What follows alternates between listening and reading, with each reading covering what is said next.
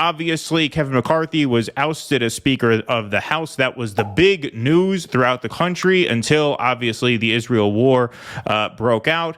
But right now, Jim Jordan has been successfully nominated by the Republican caucus for a Speaker vote, and the Freedom Caucus is going hard for Jim Jordan. So here's from the New York Times. Jordan activates right-wing pressure campaign in push to win speakership. Allies of the Ohio Republican, who must persuade scores of his colleagues to support his bid for Speaker, are threatening right-wing retribution to any GOP lawmakers who dare oppose him. Representative Jim Jordan and his allies have begun a right-wing pressure campaign against Republicans opposed to electing him Speaker, working to unleash the rage of the party's base voters against any lawmaker standing in the way of his election. Even after Mr. Jordan, the hard-right Ohio Republican, won his party's nomination for the post on Friday, he remained far short of the 217 votes he needed to win the gavel, with scores of his colleagues refusing to back him. In efforts to close the gap, lawmakers and activists close to him have taken to social media and the airwaves to blast the Republicans they believe are blocking his path to victory and encourage voters to browbeat them into supporting Mr. Jordan. It's an extraordinary instance of Republican on Republican fighting that underscores the divisions that have wrought chaos inside the party, paralyzing the House of Representatives in the process. Several of Mr. Jordan's supporters have posted the phone numbers of mainstream GOP lawmakers they count as holdouts, encouraging followers to flood the Capitol switchboard with calls demanding they back Mr. Jordan or face the wraths of conservative voters as they gear up for primary season. You want to explain to your voters why you blocked Jordan? Representative Anna Paulina Luna, Republican of Florida, wrote on X. Then bring it.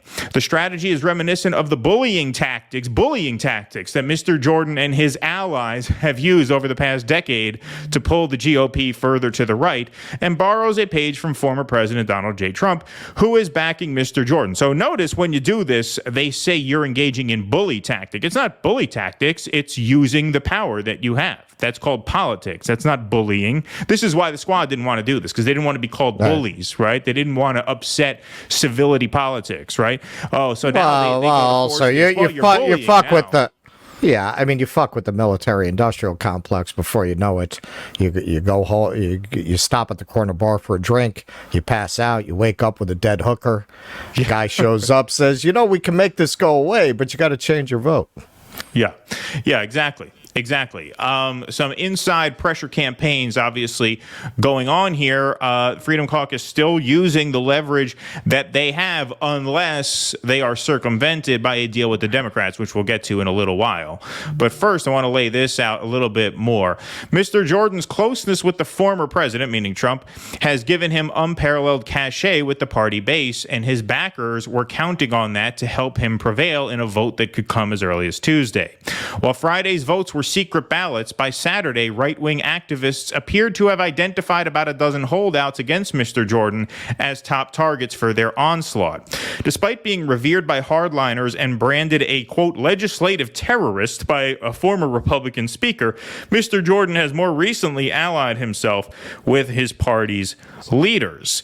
This is interesting. The Ohio lawmaker backed the debt limit deal that former Speaker Kevin McCarthy struck with President Biden and did not join the far-right's move to grind the House floor to a halt in protest of that agreement or their effort to oust Mr.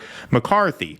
He has already said he intends to have the House vote on a stopgap spending measure to keep the government open, the sin that got Mr. McCarthy booted, and has managed to keep conservative hardliners in the camp. Now, I suspect there was a bit of deal-making, a bit of secret handshaking between Gates and Jordan, because it seems like Jordan, during that whole Republican forced the vote episode, was kind of positioning himself to appear conciliatory enough to the mainstream Republicans should this happen. In other words, should they get rid of McCarthy, Jordan wanted to be able to plausibly say, hey, look, I'm not one of these guys. I voted for McCarthy in the original vote, and I voted against ousting him, and I voted for the deal with the Democrats to circumvent the Freedom Caucus. So come on, I'm about as good as you're going to do, aren't I? Right? I am the consensus choice that can unite the Republican party, whereas one of the Freedom Caucus holdouts themselves would not be. I suspect that Jordan and Gates made a sort of deal that he would be able to vote that way just to be able to present as this sort of neutral pick. And the reason I say that is because Matt Gaetz nominated Jim Jordan back in that original force the vote round, right? Exactly. Matt Gaetz has wanted Jordan all along. Yeah, that's a reasonable hypothesis. It would explain why these people who were so dead set on getting rid of McCarthy would nominate a guy who voted against getting rid of McCarthy. Right. It seems like it's too convenient to just have worked out that way organically. One more card here.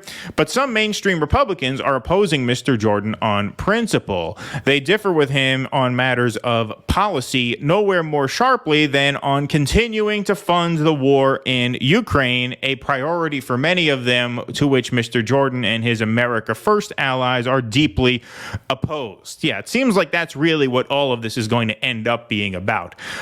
Many of them are also reluctant to reward what they see as bad behavior by giving the far-right lawmakers who forced McCarthy from his post and touched off the governing crisis their preferred leader. So one of these mainstream Republicans who no one's ever heard of is John Rutherford. He is from Florida. Reporters caught up to him asking for his take on the situation, and he says essentially that he does not want to, on principle, give Matt Gaetz the win, and he believes that since Kevin McCarthy has 96% support within the caucus, he should somehow make his way back to the speakership. So here's John Rutherford from Florida. Oh yeah, so tell me where you are on Jim Jordan right now. Okay, where I'm at right now is I'm since the folks that want to follow the majority, which is the rule, we should follow the majority. Kevin McCarthy had 96%. 4% took him out, joining with the Democrats.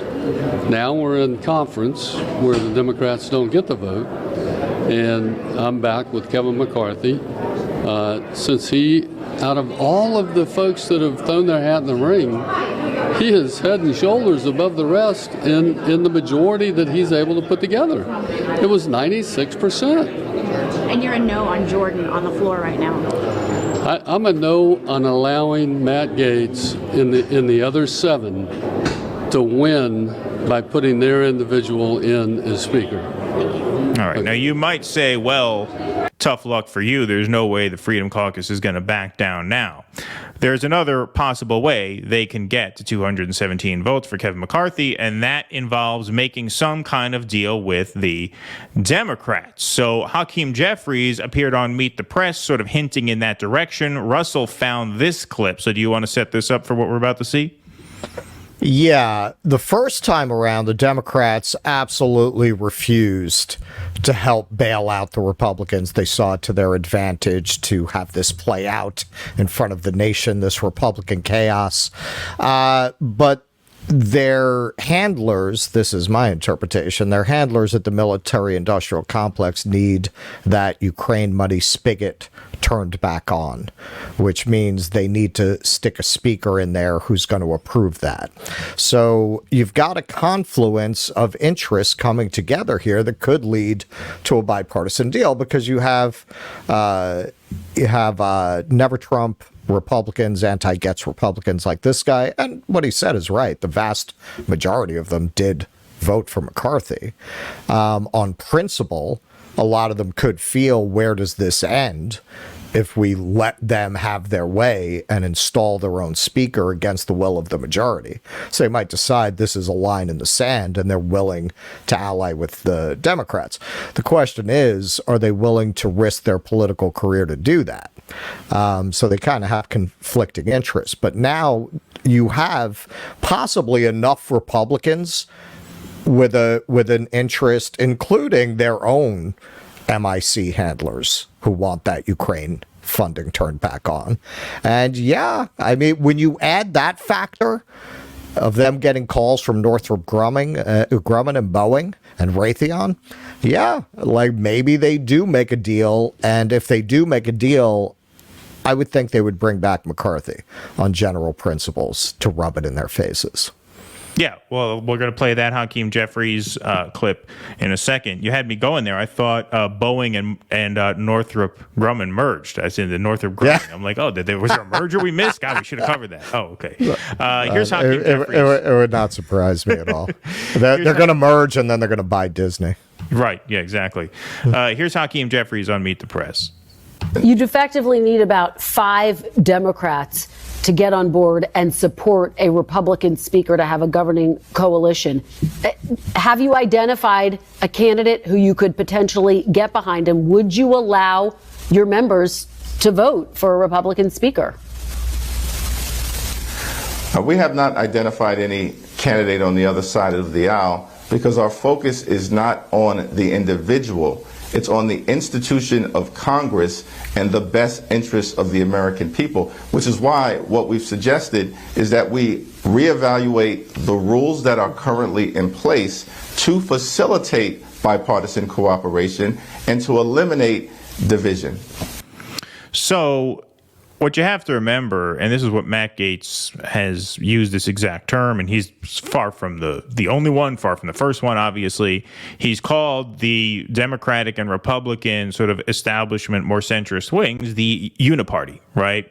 Right. And at the end of the day, right, when money for Ukraine is on the line, exactly, the uniparty has the votes if they want. Yeah. Right. Yeah. And so the uniparty could just go ahead and get the votes that they want, because ultimately the interests that they serve really transcend whatever political blowback they may fear getting come primary season. Don't forget, a lot of these guys and gals have been in office for many, many cycles. It would still be extremely difficult to primary them. And, look, if they show strength in numbers, like Rutherford said, 96% of the Republican caucus voted to keep McCarthy.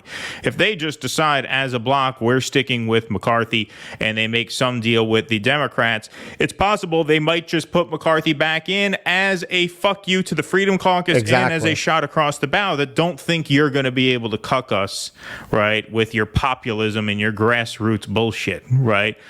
This is still Washington, D.C. We're still bought and paid for, both parties, and they might just make a statement by doing that. That's certainly possible, because it doesn't seem like there's any other way out of this other than Jim Jordan. Like, if the Republicans wanted to just, be united as a bloc, and every Republican in Washington, in the House, wanted to be able to maintain their, true conservative bona fides with their base, Jordan really is the consensus pick. He positioned himself very well for that with those votes that he took during the forced to vote saga, backing McCarthy while at the same time really staying in good standing with the Freedom Caucus. He was able to sort of successfully triangulate in that way. He's the consensus pick. It's hard to imagine who they go for if not him, because there's no one else who the Freedom Caucus is going to really go for except one of their own. Right. Scalise already had to withdraw. That was a non-starter. Yeah. I would say the odds are in favor of a bipartisan deal that brings back McCarthy, but slightly in favor, because in the end, these people do like their sinecures. They do not want to get voted out of office. And history has shown that if you stir up that Trump base in just the right way, they will come for you. And whoever they nominate might not win the general against the Democrat, but they don't seem to really give too much of a shit about that. Right. So, there's, especially if this very transparently boils down to turning back on the Ukraine funding. Well, the other thing that you have to think about here, the other X factor, the other caveat is Donald Trump himself. If Trump really goes to bat for Jordan, and he really whips the vote for Jordan, he has the power to do that heading into 2024. And so that's a question that I guess he'll have to answer for himself. How much does he want to get involved here? Because, it's not like Donald Trump to learn a lesson, but if he learned a lesson from 2022, it's that you're better off just kind of keeping to yourself and running your own campaign rather than trying to pick winners and losers, where you obviously had a very low success rate in the midterms. But he might. He certainly might. Being who he is. Yeah. Exactly. He is. He might try to install Herschel Walker as the speaker. Exactly. Yeah. It depends how invested he is. Ultimately, look, I think McCarthy is going to move to impeach Biden. So, that might be all Trump really wants, right? Because heading into 2024, that's going to be the most beneficial to Trump's candidacy, is just exerting maximum pressure on Biden. The other stuff, like the deficit spending, Trump never really struck me as a guy who cared very much about that. No. If McCarthy will go after Biden, he's probably just as useful to Trump as Jim Jordan. I would imagine. Now that he's swung his cock around and actually said that he's backing Jordan, you know how he is. It wouldn't be like him to take the L gracefully and go gently into that good night. But in the end, hey, because you got this Ukraine money involved, that's the X factor. If you didn't have that involved, I would say, yeah, Jordan. But if it's really about that, which I think a lot of it is, I think that's the reason the Democrats are deciding to maybe do a bipartisan deal. It's all about the Ukraine funding. So, yeah, will the Uniparty get together to shut down this whole idea that you could rebel against funding war? Yeah, they might. They might. I would say there's better than even odds. Not tremendously better than even, but 55, 60%.